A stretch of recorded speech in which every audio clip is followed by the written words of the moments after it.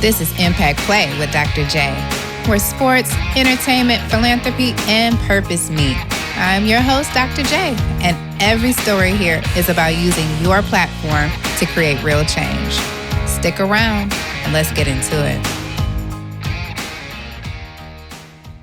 All right, welcome back to Impact Play with Dr. J. I am your host, Dr. Francesca Jones, but everyone calls me Dr. J. And today's episode is super layered. I'm super excited to have two guests with us today.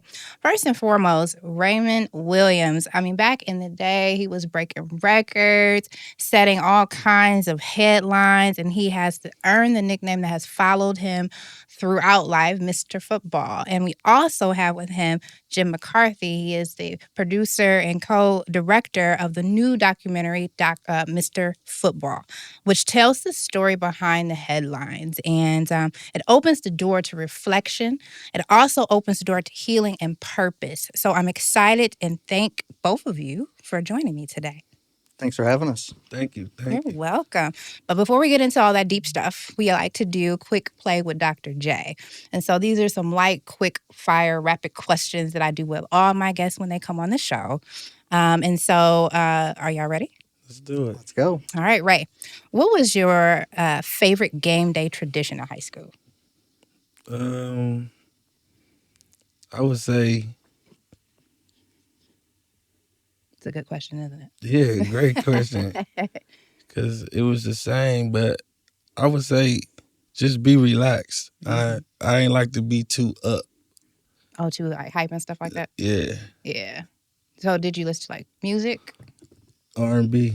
Oh my God. So we were saying, so I ran track, y'all. Y'all know this about Dr. J. I used to listen to Alicia Keys' album before I ran. I used Nice. Yeah. to listen to a lot of R&B before the game, so I stay chill. I ain't like to be too up. All that crunk stuff. Nah, How about that turkey sandwich we got? What? The turkey sandwich tradition. That wasn't your favorite? no. Do tell. You know, we always laughed, I think, kind of looking back on it, that they gave us this big turkey sandwich before every game. Mm-hmm. But it made it look, we all fell asleep on the bus on the way to the game. So probably wasn't the best pregame meal. Why turkey sandwiches? Lord have They mercy. thought it was like, Like the starch. yeah. Oh Lord. At least y'all ate. Okay. At Heights, we didn't get no sandwiches. Okay. we was over there. All right. So Jim, how about you? Let's give you a question. I got one for you. What's your favorite go-to sports movie that gets you inspired? Wow. That's a good one. That is a good one. Yeah. I mean, there's so many that I got a lot of favorite sports movies. Rudy, I'll have to go with because that was the first one for me. Yeah. You know, we were I don't know, 9, 10 years old when that came out, and maybe just starting to play football. Mm-hmm. So yeah, you know, and it kind of continued to be one that, like, before training camp, I feel like all of us kind of had a movie or two that we'd tap into before training camp or whatever. And yeah, Rudy was definitely that one. Mine was Remember the Titans. I was about to say, somebody better say Remember the Titans. Yeah. So, Remember the Titans used to get your blood boiling. It would. And Yeah. I think there's a lot of parallels with Remember the Titans Yeah. with our story. That's good. So I think that's something that we can definitely relate to. That's good. Tell me how. That's good. I like that. Just because the different cultures. Mm-hmm. You know, you got the blacks, you got the whites, you got everybody. So everybody got to come together and figure it out. See, I don't think people talk a lot about that, like inside the parochial school or inside like Benedictine and places like that, like how you have to mesh cultures together. You have to learn how to understand each other. For sure. I went to Heights back in the day, 20th reunion coming up this weekend. And 20 years. my goodness. But we had so many different kinds of people in the school. And we had to learn how to coexist. And then be teammates, right? That's a whole different jam. Yeah, I mean, and I just want to touch on that. It was important to us that the school itself, Benedictine, was kind of set up as a character in the film because there was the school itself. Plays an important part in the story, and I think it also sort of reflects us coming together as a ragtag sort of group of kids from all over the city of Cleveland, Yes. and black, white, but we had Asian kids, we had Yeah. a mix of different races, and it was everything that made us different didn't matter. It was like we had to find kind of Common ground. Yeah, right, that common right, ground. yeah. That's good. So, Ray, what is one thing about you that people would never guess from the headlines?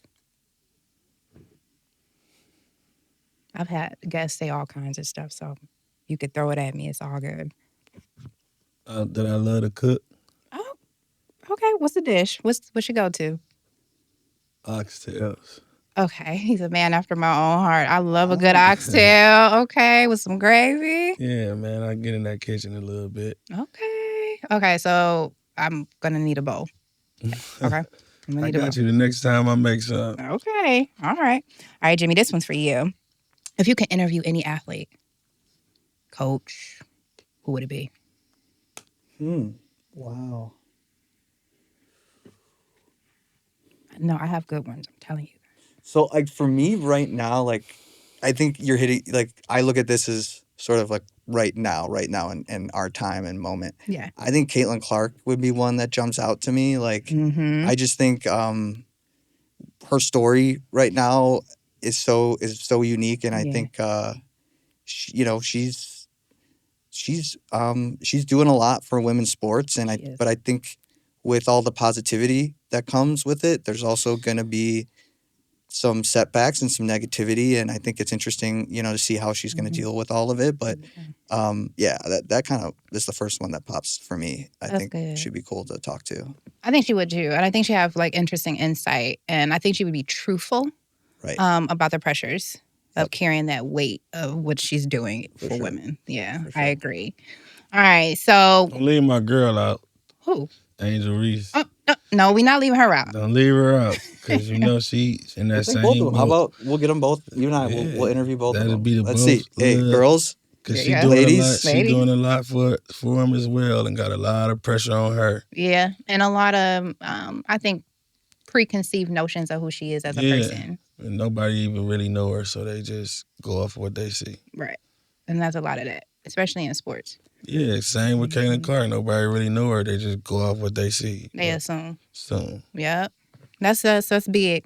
See, I love this energy. So I can already tell this episode we're gonna go deep. So we're gonna get into the story, okay? And so the impact and some of the real lessons by Mr. Football. So Jim, let's begin with what inspired this film. Well, first and foremost, the guy, our brother here, Lorenzo, who I've got here on my shirt. I mean, first and foremost, he's the inspiration. Yes. And I think there's, just like the story has a lot of layers, I think there's quite a bit that we found inspiration in making this film. But yeah, first and foremost, Lorenzo. He was our both of our little brother, and we still think about him every single day and miss him like our little brother. And so telling his story first and foremost Yes. was the sort of the driving force. But I think the interesting sort of end result to that is, at least myself personally, I feel like Lorenzo was really great at getting us together, and sort of, if he could see that maybe you were having a bad day, he was the one that would kind of notice that and try to turn that frown upside down. And so I think the cool thing about all of this is, I think Lorenzo would, if he didn't have a hand in it, I think he would get a lot of satisfaction seeing us all come together and tell this story. And that's what he was about. So, And keeping his name alive. Exactly. I agree. That's really good. That's what it was about for me. Just keeping his name alive. And finally being comfortable with talking about it.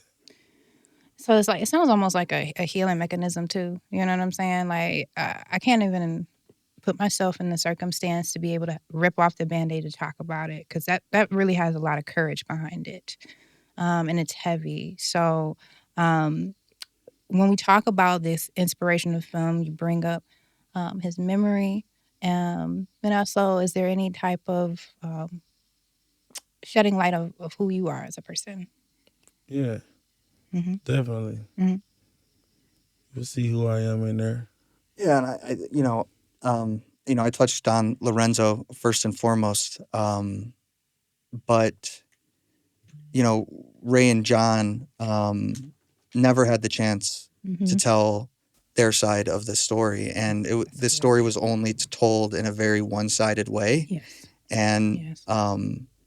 those of us who were affected deeply by this, Mm-hmm.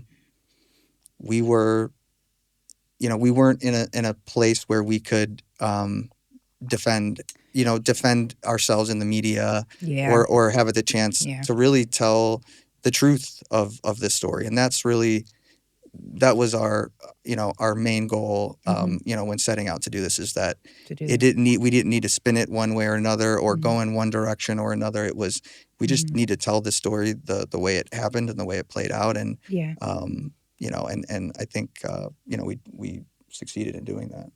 I'm glad that you touched upon that because it's such a personal story to the city in general. Because I believe anyone kind of around that era, like we remember the story, and I think there was a lot of differing opinions at the time, depending on who you were as a person.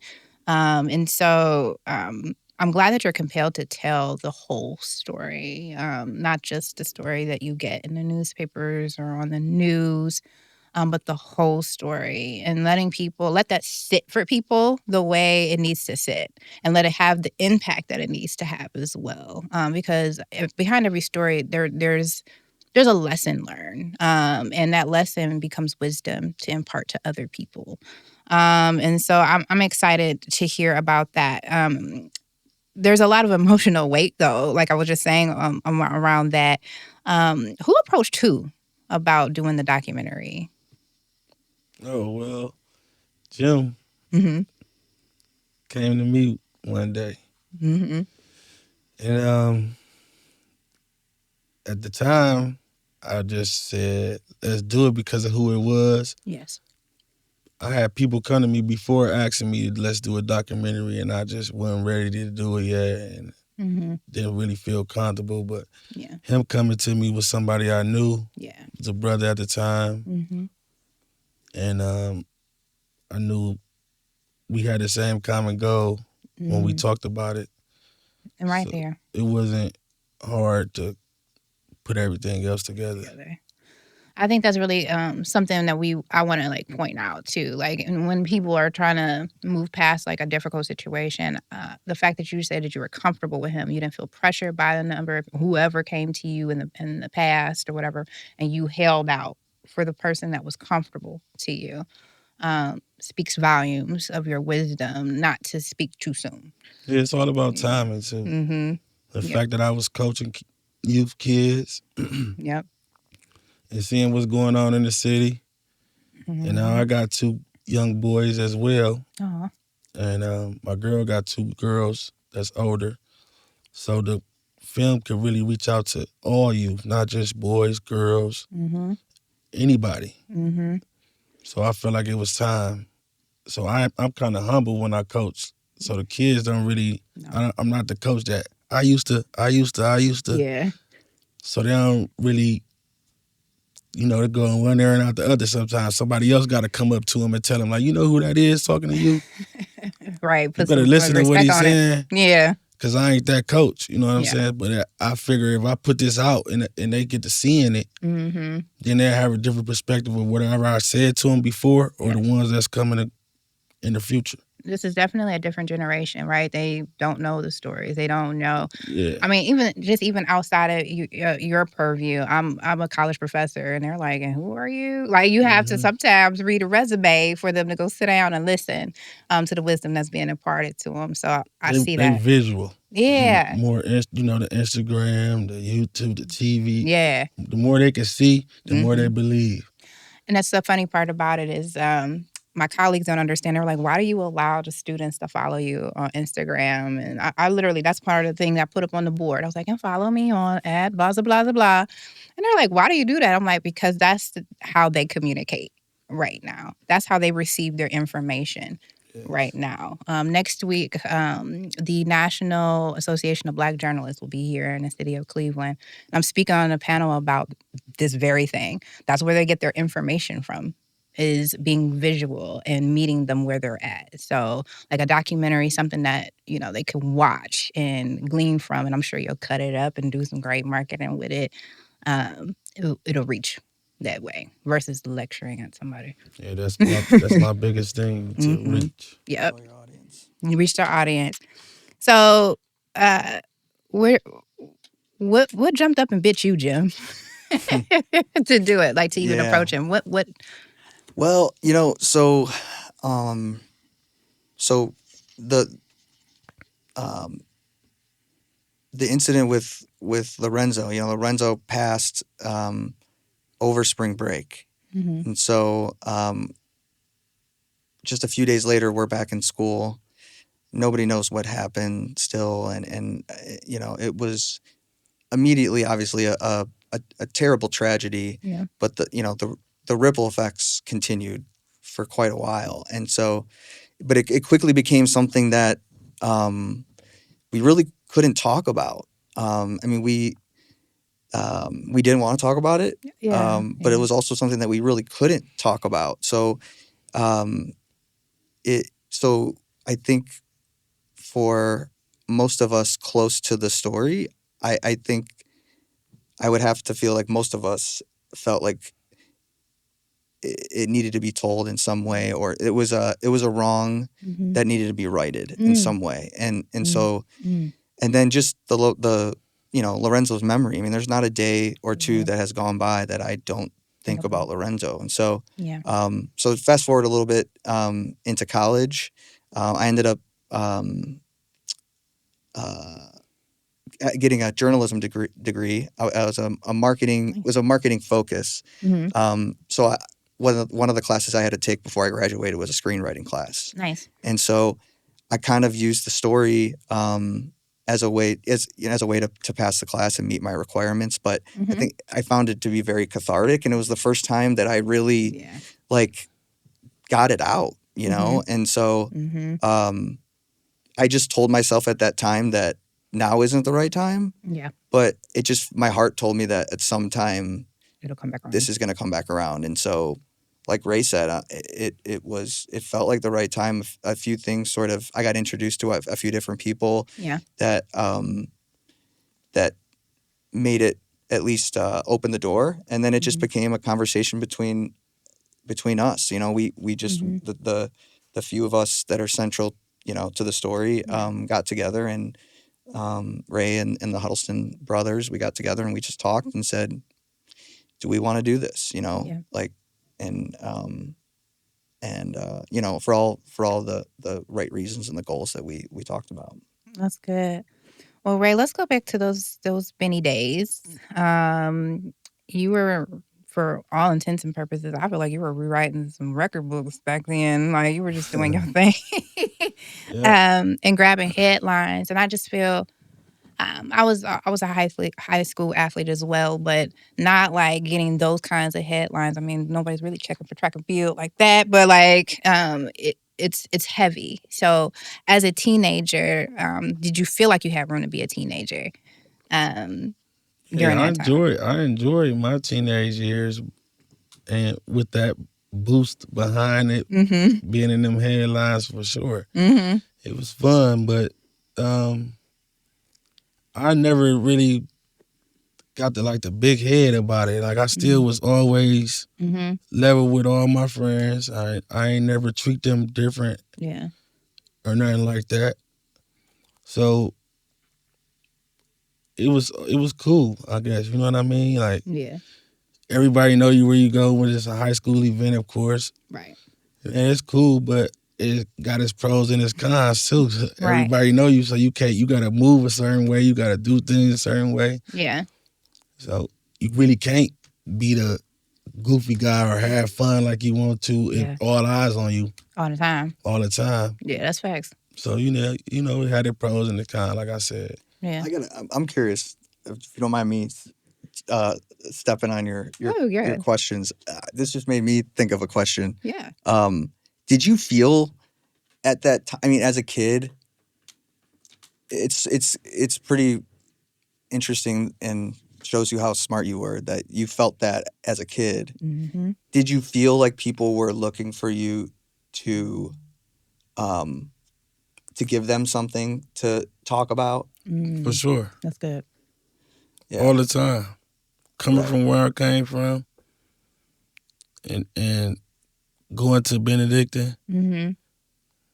the black kid going to Benedictine and Right. doing all this, of course. Yes, they was looking for me to Mess up. mess up. Mm-hmm. Yeah. Call it like it is. Yeah. To be completely honest, yeah. Yeah. So once I did, that's why I went through some of the things I went through. Right. Well, tell the listeners that may not know about where you come from. Where do you come from? I'm from Cleveland, Ohio, of course. Grew up down there on Huff. That's where I first started playing football at 66 and Huff. All right. Played for Power 7. Okay, pal. Shout out, pal. Shout out Power for sure. Then I moved up to East Cleveland for a little while. And then I was on St. Clair for the rest of the time. Gotcha. So I kind of been around. I also stayed on the other side of town, on Barlett, when I was going to Benny. Okay. Yeah, my dad was from that side of town. Mm-hmm. Yeah, so that's why I'm kind of all over the city. Yeah. Welcome. Mm-hmm. Because I'm the same everywhere I go. But he and Jimmy just really kind of hit on that. Like, you felt eyes on you. You know what I'm saying? Mm-hmm. That's wise at that age. That's wisdom. Was it like your team around you, like your family? Like my family. Yeah. My family mainly was drilling me with that. Mm-hmm. Mm-hmm. Just pay attention on what you around, what you doing at all times. Right. That's why it was so detrimental to me that I failed when I did this, because I worked so hard to get to where I was at, just to all afford to go down in one night. Bad decisions. Yeah, give the naysayers exactly what Yeah, they gave were them looking something to jump on. And that's why I continued afterwards and went to college and finished. And So where'd you go to college? I went to Toledo University for a while. Then I left there and ended up at Shaw University down in North Carolina, Raleigh. Shaw. Okay. Yes, D2. He's too humble to say this, but he was also Mr. Football down there as well. I think one Player of the Year award, or was it two? Well, we must say. Yes. Well, I got Freshman of the Year. Then I got MVP, 2 championships. I had 3 championships out of my 4 years I was there. That's dope. And I led the league every year I was there. So, yeah, I was number 1 in the conference. Okay. Yeah, you are being a little humble about what you've been doing since all of that. And I think that is an important part of all of this. Like, people make mistake, right? But there's life after the mistake. And so we want to make sure we highlight that part too, right? We want to make sure that people understand all facets. And so, because I work with youth for a number of years, and a lot of times I have one in particular that I'm thinking about. He's serving time right now. And having a conversation with him, he just felt like his life ended at that point, like literally at that point. And I said, no, you have more life to live beyond the mistake. So what are we going to do with it? Yes. Yeah. So Sometimes it get hard because you feel like you deserve or you're supposed to be. I definitely had times where I felt like that, being down there at a D2 all-black college. But it was the grind that you had to put in and just to get through, like. And wherever it took me is where it took me. How did your community help you with that? Like the people around you? Oh, they pushed because they wanted to see me go. They wanted to see how far I can go. So they was behind me 100% when I got down there. People came to the games, all type of stuff. My family came there every one they could, for sure. Good. So, I had my support where it mattered. And, that was your family. So that's why I pushed through to finish. how I did. And so what did you study while you were there? Recreational leisure. Oh, okay. So you know how to tell us what that means. So like in case the listeners don't know. Well, I could have branched off to be in a sports medicine if I wanted to at that time. But recreational leisure was basically I could have been a teacher. Okay. But I just did that because I felt like I was a shoe-in to get to the league. Got you. Well, that's a good kind of set you up for coaching too. Yeah, also you can coach out of it. There's a Mm-hmm. lot of different things you can go out of it. So, but that was one of the majors that I knew that still dealt with sports, and it wasn't hard. Got you. No, you gotta know your limits in college for sure. I think that it's important to note that you found something you were comfortable with. I feel like it's something to note that you just talked about your community followed you to what fit best. Even shout out to University of Toledo Rockets, my family's school. Everybody's a Rocket in my family, except for me. I went to the Ohio State University. But yeah, no, I'm glad that you acknowledged those pieces of it. So Jim, how is that framed in the film? Like all these facets of, he's talking about like how he felt like he let maybe some of his family down, even because they were at him about doing the right things, and then, life after. Yeah. So, my approach to the film was, I wanted the viewer to feel as much like us experiencing this as it happened. Got you. So, it really runs on a timeline from Ray's sophomore year, kind of telling the story of us kind of coming together in different backgrounds and explaining the background of Benedictine, and then just kind of runs the timeline through Ray's junior year, my sophomore year. We went to the state championship. We lost. Okay. And then the next year is the year we won, and Ray was named Mr. Football. So it kind of plays the timeline of the events as they happened. Okay. And then I think the story being told does those things. Okay. I think it that those things come out through the story being told. So there's a few things I don't want to Yeah, you can't do too much I don't want to talking. review. I understand. Yeah. So Leave us hanging on purpose. yeah, It's good. Yeah, there's a couple things I don't want to Share, touch on. Yeah, It's definitely it's an emotional roller coaster. I say like it had you up, it had you down, it had you. You might laugh a couple times, but it'll most probably have you crying too. Obviously, you ain't gonna wear no makeup that day. Yeah, but at the end of the day, just like when I sat down with my brothers to talk about even if we should do this, Yeah. we and I needed to ask them. I realized that I was affected by this, but I can't imagine what pulling the Band-Aid off like will be for you guys.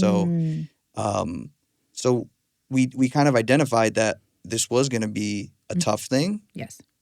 But it was also going to be a very loving thing, and we were going to have, we probably were going to shed some tears, but we also were going to have a lot of laughs, and we were going to reconnect, and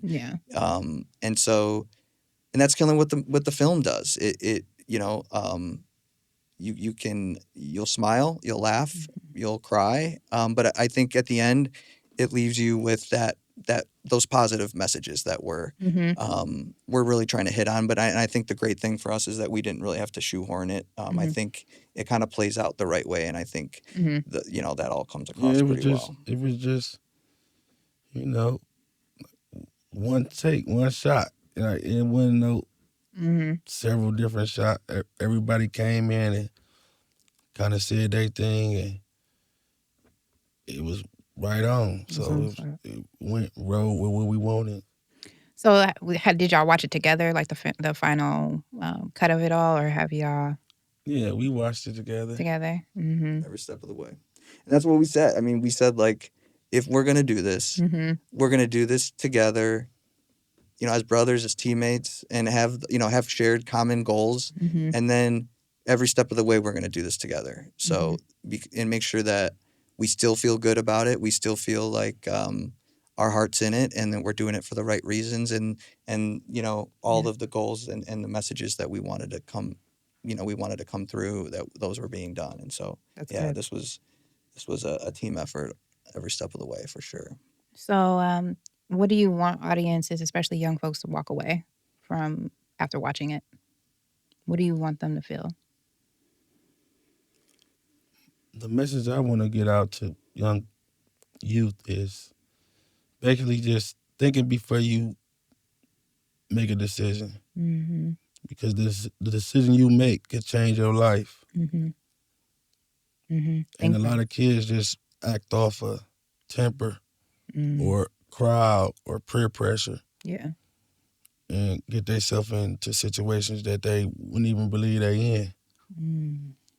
So if I can help people think about that, or one kid or two kids think about that before he do something, then I did my job. That's good. So what are you, and I don't want to have you divulge anything, but in terms of screenings, are you reaching out to youth development organizations? Are you inviting them out to the screenings to schools, and kind of talk about your ideas for that? That was definitely one of the ideas on this. It's football season coming up. It's a lot of camps. Maybe. Yeah. I mean, out of those first few conversations, that was one of the main priorities. And Ray, I mean, that was actually that was like you, as we went around the table, that was your one thing. Like, we were going to show this to kids. We're going to around to the schools. Yeah. We have done a couple screenings to schools. It's been great. Good. It's been amazing. So, Good. we're kind of we got to let it, kind of let this, the release part play out here, but we've got some schools lined up that we're going to do in the fall. And then we really would like it to be kind of an ongoing thing. Like, if there's some organizations and some, Teddy Ginn, who's in the film, his family, as a big organization with youth sports. So this will kind of be that takeoff point for us to start to really get it out in the community. Very good. I'm super excited to see how that hits for the youth. That's my background in dealing with our young folks from the middle school on up. And go ahead. Sorry, I feel like I'm cutting you off, but no, you're good, girl. To kind of go off of what Ray was saying, I do think what he outlined is the main goal for us, as far as like reaching the youth and hitting that message of your life can change in seconds, right? But I also think, kind of getting back to like why this felt like the right time, one of the reasons why is, I just think we feel so divided as a people and as a society. Indeed. Right now. And I think we as young kids, 15, 16, 17-year-old kids, we came out, especially with that, after that experience, with such a great understanding of each other and where we came from. And I'm so thankful for having just the experience of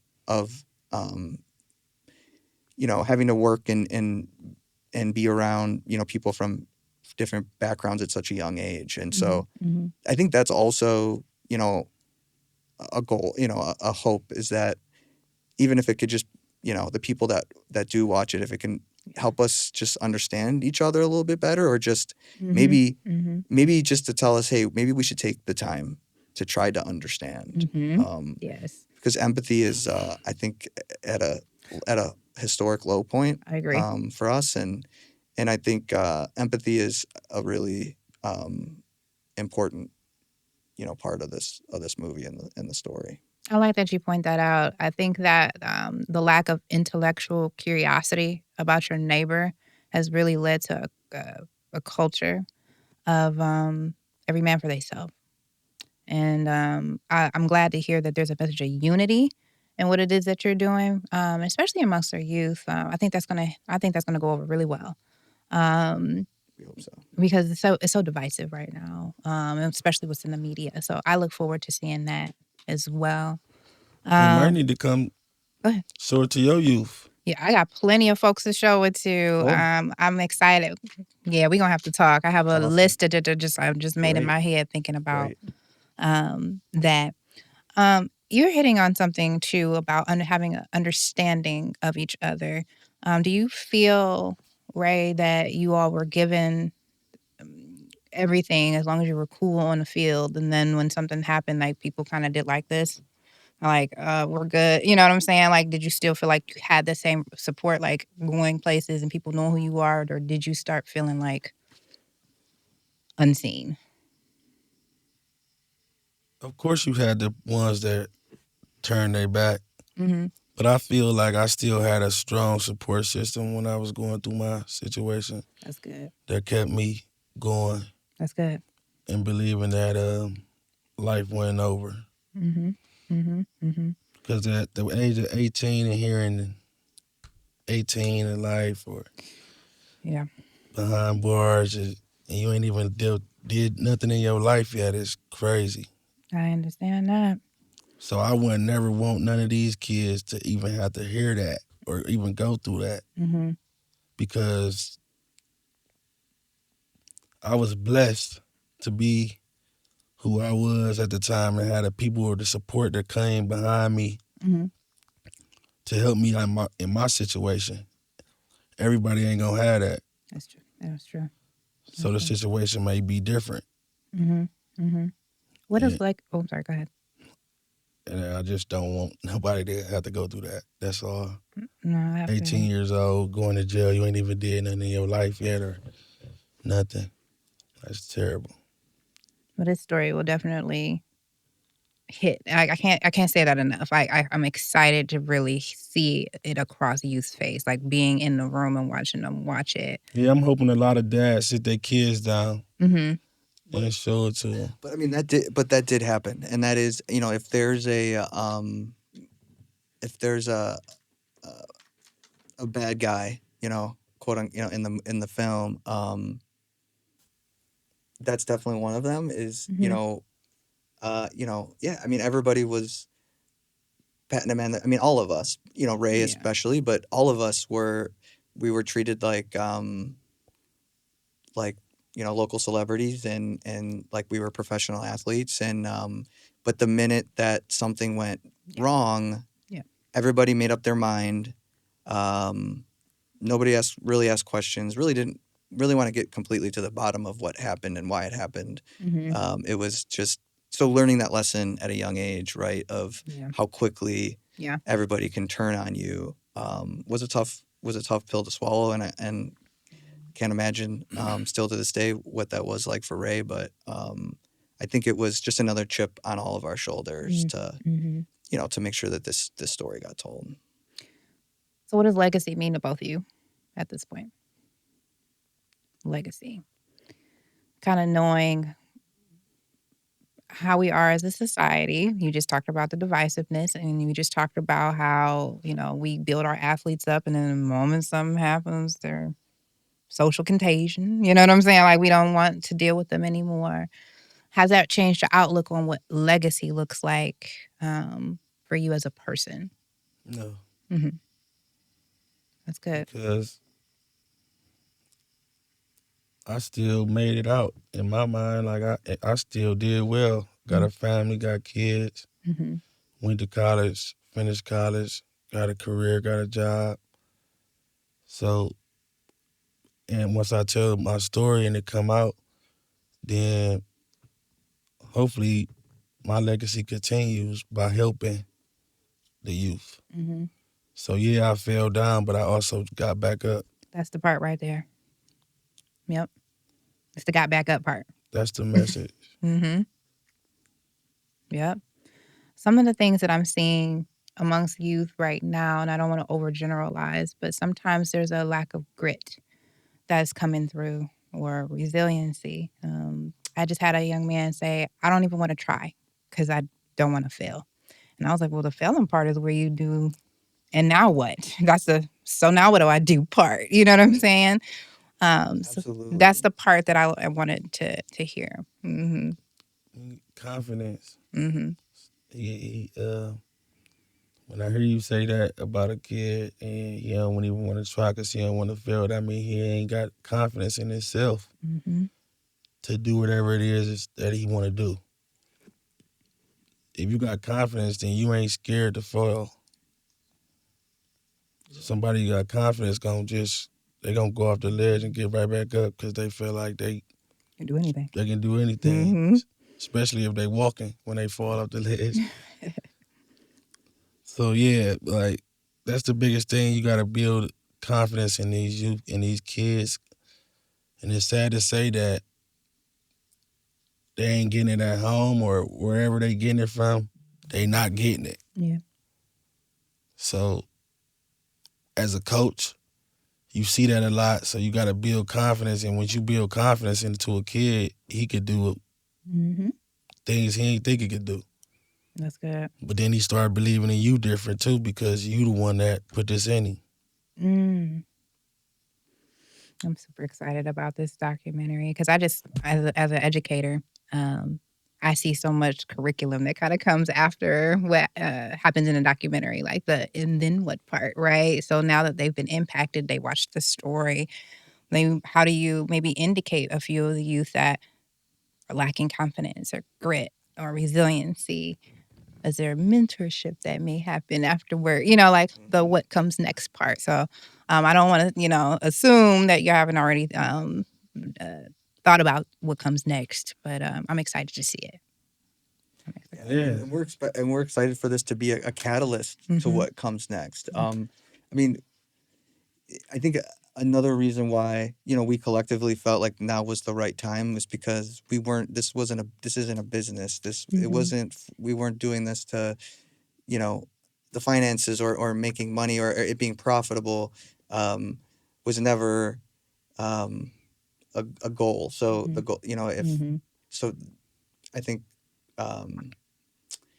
doing it this way and putting our heart into it, and then knowing that it could be a catalyst to something else, and hoping we're excited to see kind of what that next step is. Oh, I see it. Whatever comes, it's just like we happy for it at this point. Yeah, no, I'm excited to see it.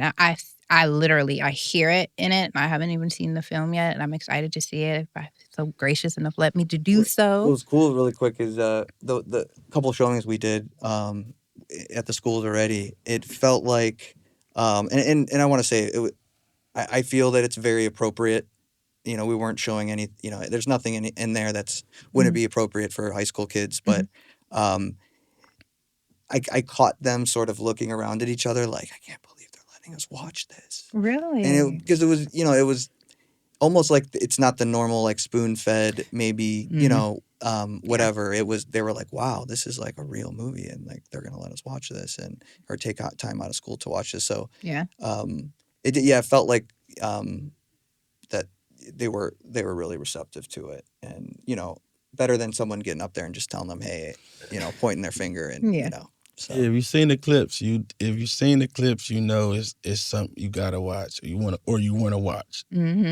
Especially if you're here in the city. Yeah, most definitely. Yeah. Well, I want you all to tell people where they can support the film, learn more about the film. When is it coming out? Give the people the information. So I actually got a couple updates today, so we haven't even talked. Okay. But so August 26th, it's going to release on digital. Okay. And so what digital means is just like when any new film comes out, it'll be available to rent or purchase on Amazon, Apple, YouTube TV, Fandango TV, and Google. And then in September, it'll go free on a service. But I'll let Ray explain that part of it. Amazon, Amazon. It'll be on Amazon Prime then in September. Okay.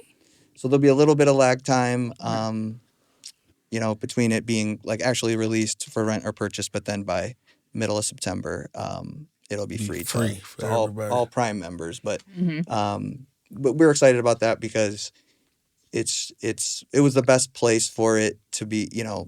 Worldwide, or at least in the United States, it's the most subscribers. Yeah. Most definitely. It'll give the most access for people to watch it for free, hopefully. So We would have loved to get a Netflix, but No, who's to say it won't? Of course. There was a whole bunch of independent film festivals coming, and yeah. I just had Macadon. He went to Ohio State and he just did a documentary, and he was just on Impact Play, and so that was kind of like his thing too. Like it released, and what's next, and so he was like, "I won't count it out," and everyone's like, "It's gonna be on Netflix one day." So yeah, I'm gonna send that good positive energy our way too. Thank you. That it'll definitely get there, and it'll definitely get the platform that it needs to have the impact that you intend for it to have. Socials, anything that you want the listeners to be able to go to, get info. I want y'all to start following Mr. Football Film on Instagram. You also can follow. No, just follow that. Mr. Football I'm sure Film. you can find Mr. Football, aka Ray Dub on I can't IG. even follow no more people for some reason.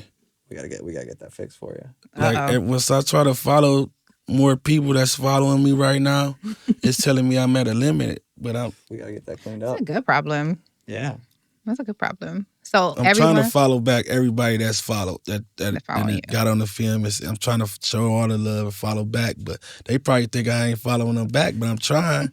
Well, now they know. Now they know it's not personal, y'all. He's just popular right now. I gotta get it fixed. I gotta get it cleaned up. I think I got too many people that I'm following that don't got active pages, and I don't know how to do it except for go through everything and actually do it one by one. Maybe Dr. J's got a student in one of her classes. I could clean that up for you really quick. I got you covered. I got you covered. No, so everybody heard that at Mr. Football Film. That's on Instagram. Yes. All right. And I'll tag all that information in the notes for this podcast as well.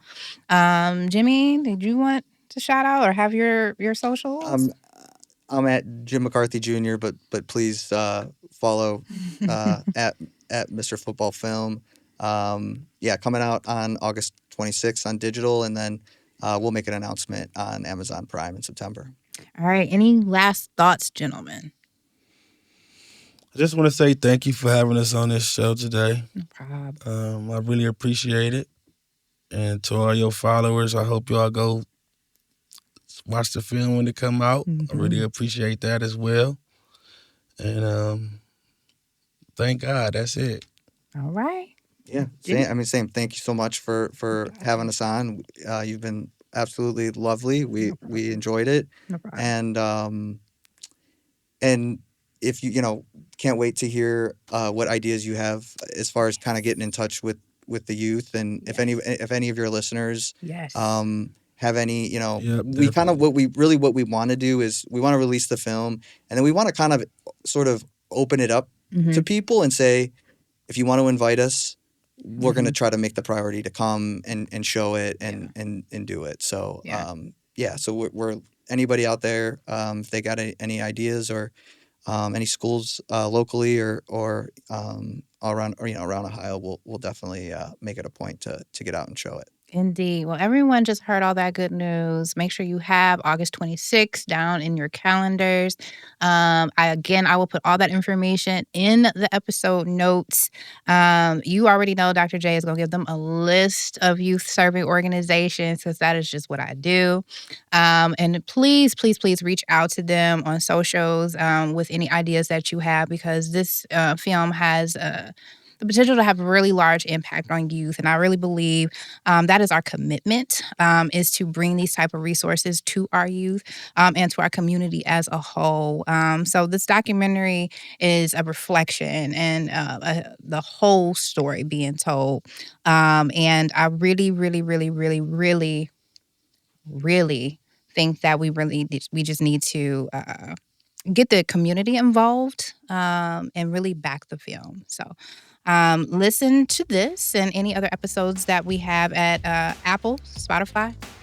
We're also on iHeartRadio. And please tune in every Saturday on WOVU 95.9 during the 10 o'clock hour for this and any other episodes. And until next time, make sure we make the plays that count.